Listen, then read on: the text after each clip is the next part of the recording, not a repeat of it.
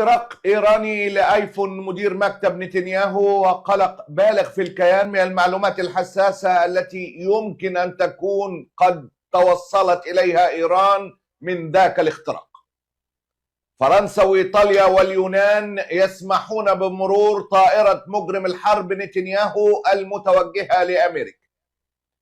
والإمارات تواصل تحدي السعودية في اليمن بعد انتهاء مهلة وتحذير خالد بن سلمان وزير الدفاع السعودي، تلك المهلة التي أعطاها للمجلس الانتقالي، والإمارات ترد بلا أي تحرك.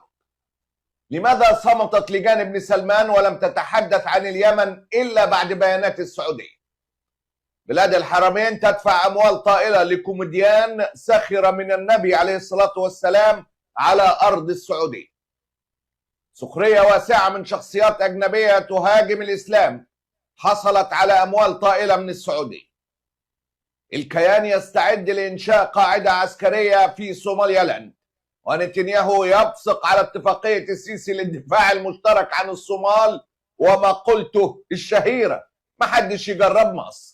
وللأسف كلهم جربوا وللأسف استمتعوا واتبسطوا.